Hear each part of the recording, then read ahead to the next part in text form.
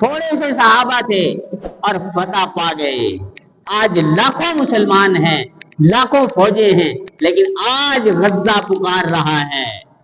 اسی رمضان کے مہینے میں بدر ہوا تھا، رمضان کا مہینہ آج غزہ پکار رہا ہے. ساری دنیا کے 57 اسلامی ملکوں کی فوجیں موجود ہیں. سب کے سب غفلت میں پڑے ہوئے ہیں، بزدل ہو گئے ہیں اور بے حوصلہ ہو گئے ہیں. کیا وجہ ہے؟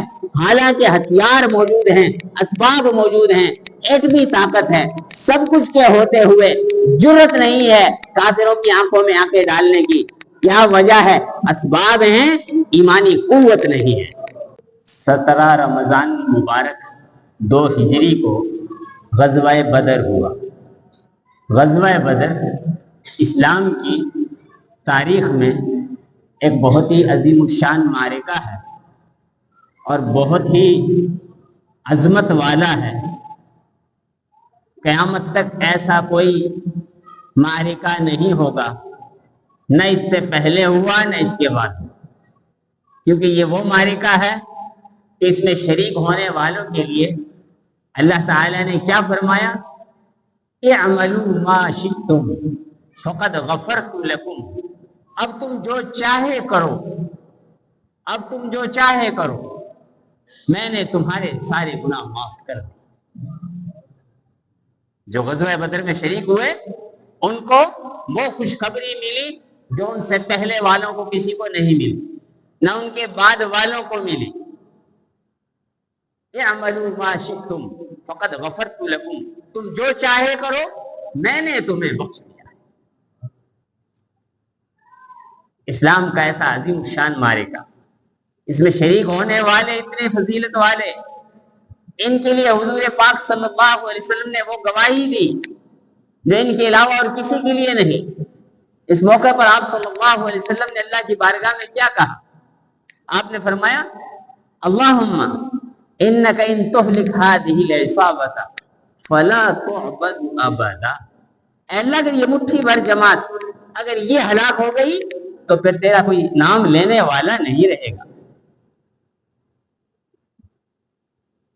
یہ ایسے فضیلت والا معرکہ اور اس میں فضیلت والے جو اس میں شریک ہونے والے صحابہ.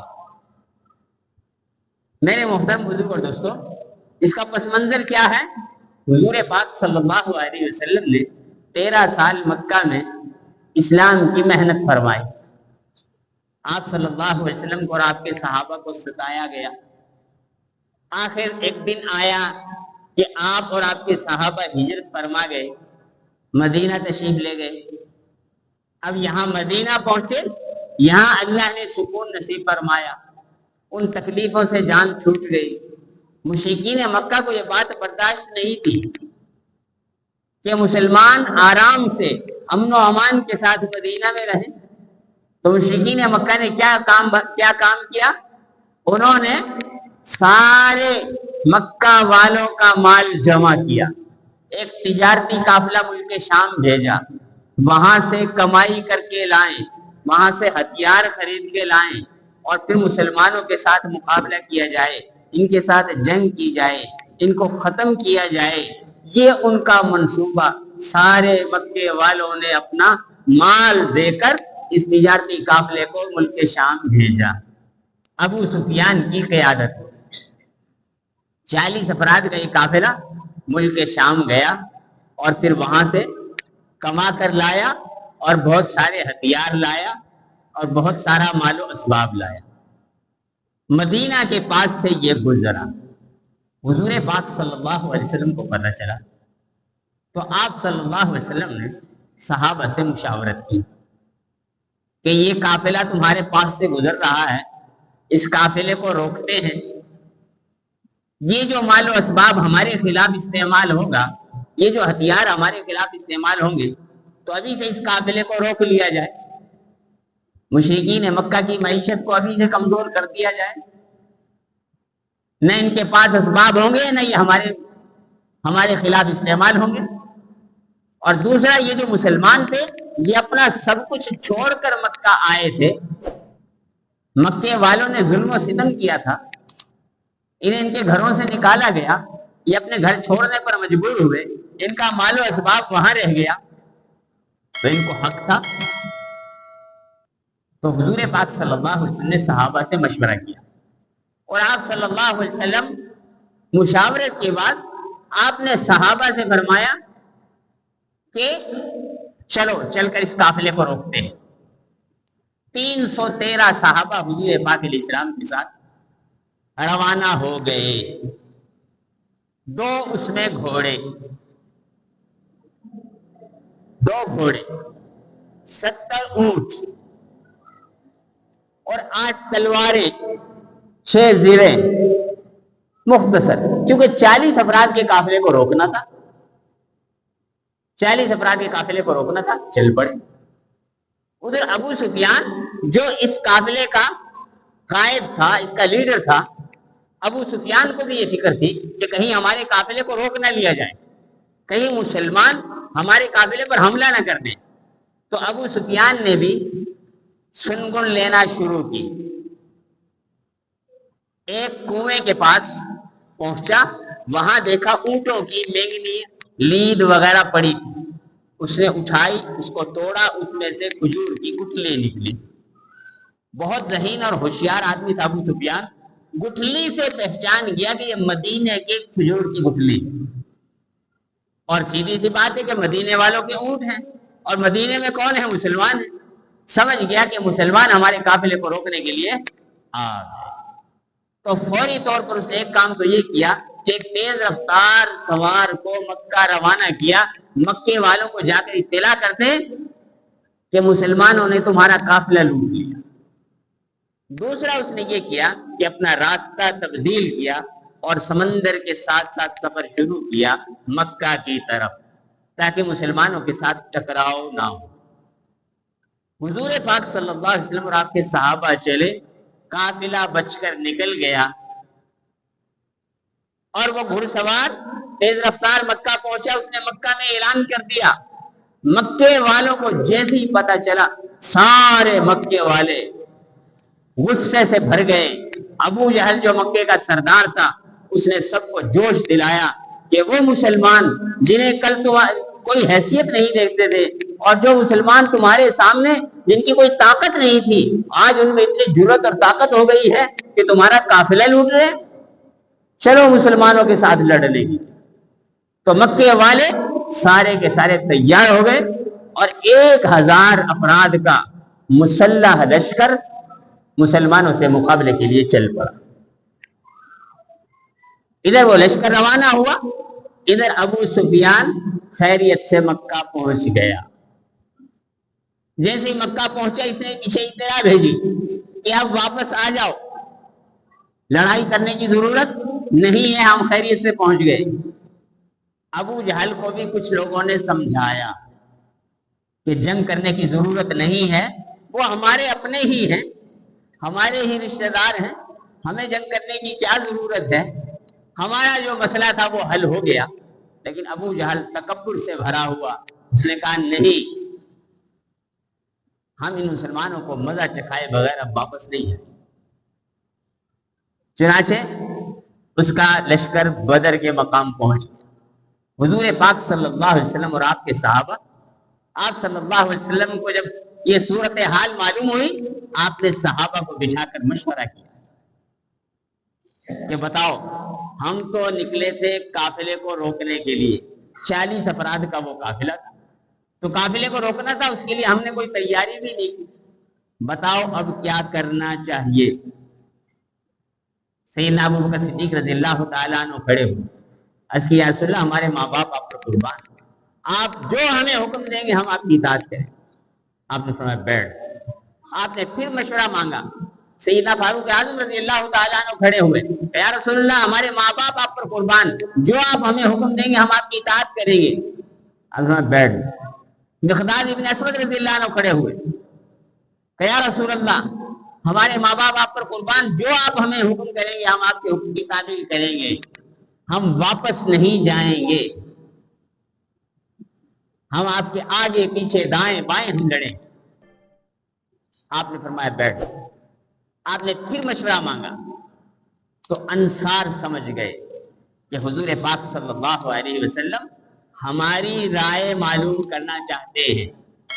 چنانچہ سعد بن معاذ رضی اللہ عنہ کھڑے ہوئے کہ یا رسول اللہ، ہم تو یہ سمجھتے تھے کہ جو ہمارے مہاجرین بھائیوں نے رائے دی ہے وہی ہماری رائے ہے، لیکن اب ہمیں یہ معلوم ہو گیا کہ آپ ہماری رائے معلوم کرنا چاہتے ہیں، اس لیے کہ مدینے والوں کے ساتھ یہ طے ہوا تھا، ہجرت سے پہلے یہ طے ہوا تھا کہ مدینے والے انصار مدینہ حضور پاک علیہ السلام کی حفاظت کریں گے، مدینے میں اگر کوئی حملہ آور ہوگا تو حضور پاک علیہ السلام کی حفاظت کریں گے۔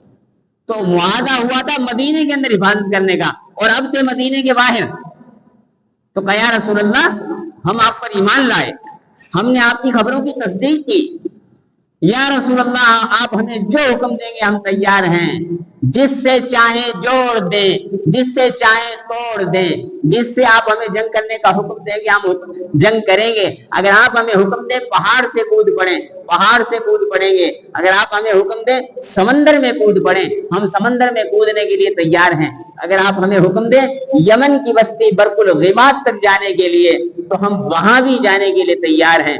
یمن کی بستی برق الغماد کہاں؟ جہاں جانے کے لیے اس لشکر سے بھی گزرنا ہے، مکہ سے بھی گزرنا ہے، ہم وہاں بھی جانے کے لیے تیار ہیں، یا رسول اللہ آپ ہمیں جو حکم دیں گے ہم اس کے لیے تیار۔ آپ صلی اللہ علیہ وسلم خوش ہو گئے، اور پھر آپ صلی اللہ علیہ وسلم صحابہ کو لے کر بدر کے میدان میں پہنچے۔ صحابہ کا یہ جذبہ ظاہر میں نظر آ رہا تھا کہ ہماری کوئی تیاری نہیں، ہمارے پاس کوئی اسباب نہیں ہے، ہمارے پاس کوئی اسباب نہیں، لیکن حضور پاک صلی اللہ علیہ وسلم کی محبت دل میں تھی، اور آپ صلی اللہ علیہ وسلم کی کامل اتباع کا جذبہ اور شوق تھا، جان دینے کے لیے تیار تھے۔ کائنات نے ایسی ہستیاں نہیں دیکھی جیسی حضرت محمد صلی اللہ علیہ وسلم کے صحابہ، آسمان و زمین میں ایسی ہستیاں نہیں دیکھی، اپنے آپ کو جھونک دینے کے لیے تیار، جن کا پہلا جملہ ہی کیا ہوتا تھا؟ فدا دادی و امی یا رسول اللہ، یا رسول اللہ میرے ماں باپ آپ پر قربان۔ جینے کا نہیں، جان دینے کا جذبہ تھا صاحب۔ چنانچہ بدر کے میدان میں جنگ کا میدان سج گیا۔ اب کیا مقابلہ، کیا مقابلہ؟ ظاہر کے اعتبار سے مقابلہ کیا مقابلہ؟ ایک طرف 313 ہیں، دوسری طرف 1000 ہیں، ایک طرف 2 گھوڑے ہیں، دوسری طرف 100 گھوڑے ہیں، ایک طرف 70 اونٹ ہیں، دوسری طرف 700 اونٹ ہیں، ایک طرف 8 تلواریں اور 6 زرہ ہیں، اور دوسری طرف مکمل آلات حرب موجود۔ دیکھنے والا یہی کہے گا کہ یقینی بات ہے کہ مسلمانوں کی شکست نظر آ رہی ہے، لیکن صحابہ نتائج کو نہیں دیکھتے تھے، حضور پاک صلی اللہ علیہ وسلم کی کامل اتباع کرنے والے۔ چنانچہ حضور پاک صلی اللہ علیہ وسلم نے اس صورتحال کو سامنے رکھتے ہوئے پھر کیا کیا؟ اللہ کی طرف رجوع کیا۔ ساری رات آپ صلی اللہ علیہ وسلم اللہ کے سامنے روتے رہے، گڑ گڑاتے رہے، اللہ سے دعائیں مانگتے رہے۔ اللہم اینما وعدتنی، اے اللہ تو نے مجھ سے جو وعدہ کیا وہ وعدہ کہاں ہے؟ تو نے مجھ سے مدد کا وعدہ کیا، اب وہ تیرا وعدہ کہاں ہے؟ اللہم انجز لی ما وعدتنی، اے اللہ جو تو نے مجھ سے وعدہ کیا وہ وعدہ آج پورا کر دے۔ اللہم ان تہلک ہذہ العصابۃ فی الاسلام فلا تعبد ابدا، اے اللہ اگر یہ ایک مٹھی بھر جماعت اگر یہ آج ہلاک ہو گئی پھر قیامت تک تیرا کوئی نام لینے والا نہیں رہے۔ اتنا آپ صلی اللہ علیہ وسلم اللہ کے سامنے روئے، گڑ گڑائے، آپ نے ہاتھ پھیلائے، آپ کی چادر مبارک گر گئی۔ سیدنا ابوبکر صدیق رضی اللہ تعالیٰ عنہ انہوں نے دیکھا کہ یا رسول اللہ بس کر دیں، کفا کا مناشدت کا ربک، یا رسول اللہ آپ نے اپنے رب سے جو مناجات کر لی ہے کافی، اب اللہ پاک آپ کی مدد ضرور کرے گا۔ حضور پاک صلی اللہ علیہ وسلم نے صبح ہوئی، آپ نے مسلمانوں کی صفیں سیدھی کرا دی۔ آپ صلی اللہ علیہ وسلم نے صحابہ کو بتا دیا یہاں ابو جہل گرے گا، یہاں امیہ ابن خلف قتل ہوگا، یہاں فلاں قتل ہوگا، یہاں فلاں قتل ہوگا، یہاں عتبہ قتل ہوگا، یہاں شیبہ قتل ہوگا، یہاں ولید ابن عتبہ قتل ہوگا۔ آپ صلی اللہ علیہ وسلم نے صحابہ کو بتایا۔ جنگ شروع ہوئی، ایک ہوا کا بگولا آیا۔ حضرت علی رضی اللہ نے پوچھا یا رسول اللہ یہ کیسی ہوا ہے؟ فرمایا جبریل علیہ السلام 500 فرشتوں کے ساتھ آ گئے۔ تھوڑی دیر میں پھر ایک بگولا اٹھا، یا رسول اللہ یہ کیا ہے؟ فرمایا میکائیل علیہ السلام 500 فرشتوں کے ساتھ آ گئے۔ اللہ نے وعدہ کیا 1000 فرشتے بھیجا، اللہ نے فرشتے بھیجے۔ مشرکین مکہ کی طرف سے 3 شاہ سوار آئے، عتبہ، شیبہ، ولید ابن عتبہ۔ آ کے انہوں نے کہا یا محمد، اے محمد بھیجو ہمارے مقابلے کے لیے۔ تو مسلمانوں کی طرف سے 3 انصار صحابہ نکلے۔ انہوں نے پوچھا کون ہو تم؟ چونکہ خود پہنا ہوا تھا، انہوں نے اپنے نام بتائے۔ کہا نہیں، یہ کھیتی باڑی کرنے والے لوگ ہیں، انصار مدینہ باغات کی دیکھ بھال کرتے تھے، ان کا پیشہ زراعت تھا۔ کہ نہیں یا محمد اخرج الینا اکفاءنا، اے محمد ہمارے مقابلے میں ہمارے مقابل کے لوگ بھیجو، ہم ان سے جنگ لڑنا چاہتے ہیں۔ تو آپ صلی اللہ علیہ وسلم فرمایا قم یا حمزہ، قم یا عبیدہ، قم یا علی۔ آپ نے اہل بیت کو سب سے پہلے پیش کیا۔ حضور پاک علیہ السلام نے سب سے پہلے اہل بیت کو پیش کیا۔ اے حمزہ کھڑا ہو، اے عبیدہ ابن حارث کھڑا ہو، اے علی بن ابی طالب کھڑا ہو۔ چنانچہ حضرت علی رضی اللہ تعالیٰ عنہ کا مقابلہ ہوا ولید ابن عتبہ کے ساتھ۔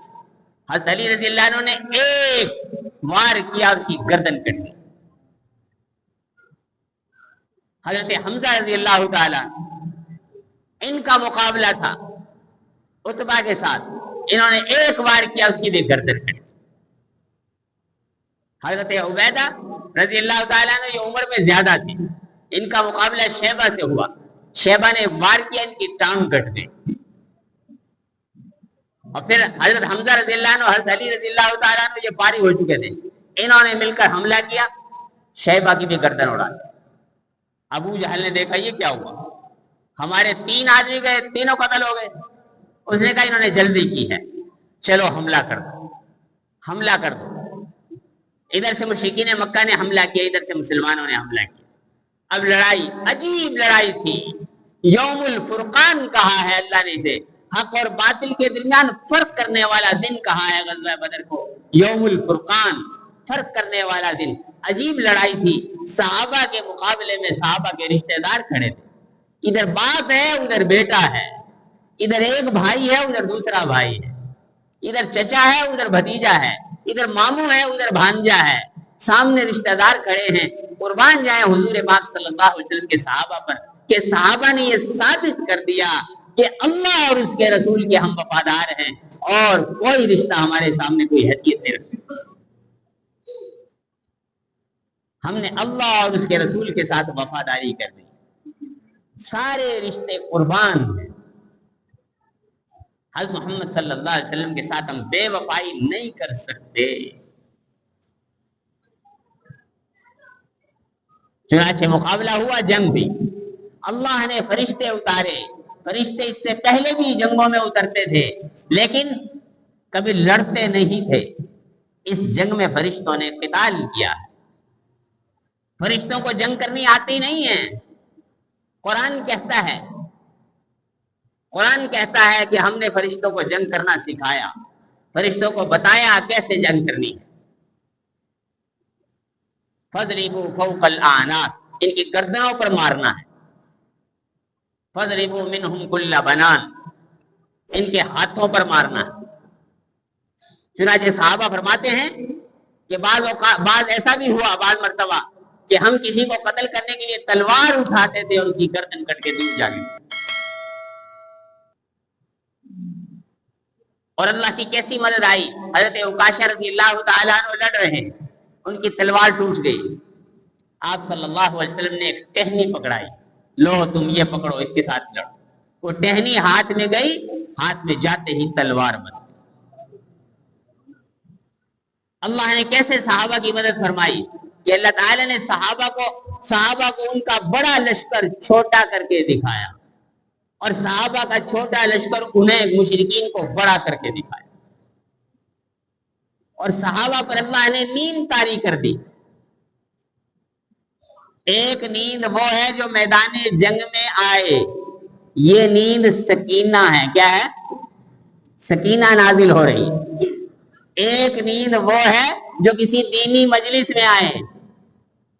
ہم لوگ کہتے ہیں جی سکینہ نازل ہو رہی ہے, یہ سکینہ نہیں ہے, یہ غفلت ہے.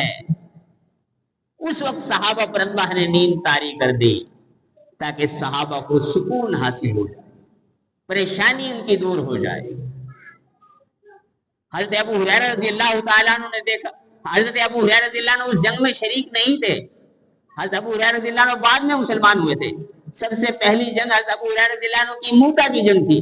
موتا کی جنگ میں کافروں کا لشکر 1,00,000 کا, مسلمانوں کا لشکر 3,000 کا. تو اس موقع پہ ابو ہریرہ رضی اللہ عنہ نے دیکھا اتنا بڑا لشکر. ثابت ابن اکرم رضی اللہ تعالیٰ عنہ نے فرمایا, ابو ہریرہ کیا ہوا, لشکر کو دیکھ کر گھبرا گئے؟ لم تشہد بدرن, تم بدر میں ہمارے ساتھ نہیں تھے. اگر تم بدر میں ہمارے ساتھ ہوتے تم اپنی آنکھوں سے دیکھتے کہ ہماری مدد کثرت کی وجہ سے نہیں ہوتی. ہماری مدد تو اللہ جل شانہ کی طرف سے ہوتی ہے, اور اللہ کا یہ فیصلہ ہے, ان ینصرکم اللہ فلا غالب لکم وان یخذلکم فمن ذا الذی ینصرکم من بعدہ. اگر اللہ تمہاری مدد کا فیصلہ کرے کوئی تم پر غالب نہیں آ سکتا, اور اگر اللہ تمہاری مدد چھوڑ دے کوئی تمہاری مدد نہیں کر سکتا. اور اللہ کا وعدہ ہے, انا لننصر رسلنا والذین آمنوا فی الحیاۃ الدنیا ویوم یقوم الاشہاد, کہ ہم ایمان والوں کی مدد کرتے ہیں, ہم رسولوں کی مدد کرتے ہیں, ہم ایمان والوں کی مدد کرتے ہیں. اللہ کا یہ وعدہ ہے, اللہ کا وعدہ ہے رسولوں کی مدد کرنے کا بھی اور ایمان والوں کی مدد کرنے کا. تو میرے محترم بزرگ اور دوستو, غزوہ بدر سے ہمیں یہ سبق حاصل ہوتا ہے, غزوہ بدر سے یہ سبق حاصل ہوتا ہے کہ کامیابی اسباب کے ساتھ جڑی ہوئی نہیں ہے. اسباب ہیں پھر بھی ٹھیک ہے, اسباب نہیں ہے پھر بھی ٹھیک ہے. کامیابی صرف اللہ کے ہاتھ میں ہے. جو اللہ کا ہو جاتا ہے اللہ اس کے ہو جاتے ہیں. کامیابی صحیح یقین والوں کی ہوتی ہے, کامیابی اللہ پر توکل اور بھروسہ کرنے والوں کی ہوتی ہے, کامیابی حضرت محمد صلی اللہ علیہ وسلم سے محبت کرنے والوں اور آپ صلی اللہ علیہ وسلم کی کامل اتباع کرنے والوں کو ملتی ہے. تھوڑے سے صحابہ تھے اور فتح پا گئے. آج لاکھوں مسلمان ہیں, لاکھوں فوجیں ہیں, لیکن آج غزہ پکار رہا ہے. اسی رمضان کے مہینے میں بدر ہوا تھا, رمضان کا مہینہ آج غزہ پکار رہا ہے.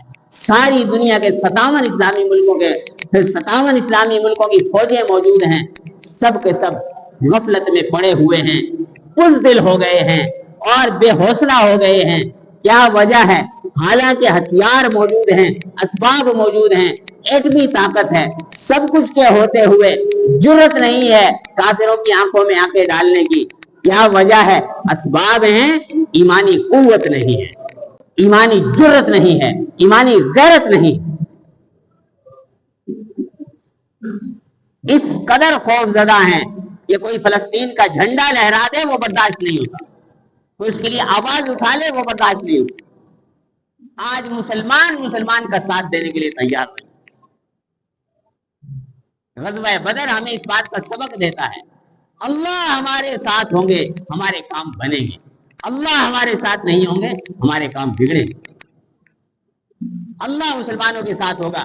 انتم الاعلون ان کنتم مؤمنین, اللہ کا یہ فیصلہ ہے, تم ہی غالب رہو گے, تم ہی بلند رہو گے اگر تم ایمان والے ہو. حقا علینا نصر المؤمنین, ہم پر واجب ہے ایمان والوں کی مدد کرنا، ہم پر واجب ہے ایمان والوں کی مدد کرنا۔ آج اللہ کی مدد کیوں نہیں آ رہی ہے؟ اس لیے کہ جو حقیقی اسباب ہیں وہ ہمارے پاس نہیں ہیں۔ ہم مادی اسباب بڑھاتے جا رہے ہیں اور ہم فخر کرتے ہیں اب ہم نے اتنے دور مار والے میزائل تیار کر لیے اور اتنے ٹینک بنا لیے اور اب ہم نے اتنا اسلحہ تیار کر لیا اور ہمارے یہ کامیاب تجربے ہو گئے اور ہمیں اتنی طاقت بن گئے، ہم اس پر اترا رہے ہیں۔ ہمیں تو روحانی اسباب حاصل کرنے، حقیقی اسباب حاصل کرنے۔ اللہ کی مدد ساتھ ہوگی، اللہ کی مدد ساتھ ہوگی تو ہتھیار نہیں ہوں گے، پھر بھی ہتھیار نہیں ہوں گے پھر بھی کامیاب ہو جائیں، اور اللہ کی مدد ساتھ نہ ہوئی تو سارے کے سارے ہتھیار دھرے کے دھرے رہے۔ رمضان مبارک میں بدر ہوا، آج رمضان مبارک میں غزہ کے اندر جو حالات ہیں اس پر مسلمانوں کی صورتحال ہمارے سامنے، اور مسلمانوں کی کیا، میری آپ کی صورتحال بھی ہمارے سامنے ہے کہ آج ہم اپنے مسلمان بھائیوں کے ساتھ ہیں یا دشمنوں کے ساتھ۔ آج ہماری ہمدردیاں کس کے ساتھ ہیں؟ میں اور آپ خود اپنے گریبان میں جھانکیں، آج میری ہمدردی غزہ کے مظلوموں کے ساتھ ہے یا میری اور آپ کی ہمدردی یہودیوں کے ساتھ؟ آج میں اور آپ فلسطین والوں کو نفع پہنچا رہے ہیں یا اپنی حلال پاکیزہ خون پسینے کی کمائی سے یہودیوں کو نفع پہنچا رہے ہیں؟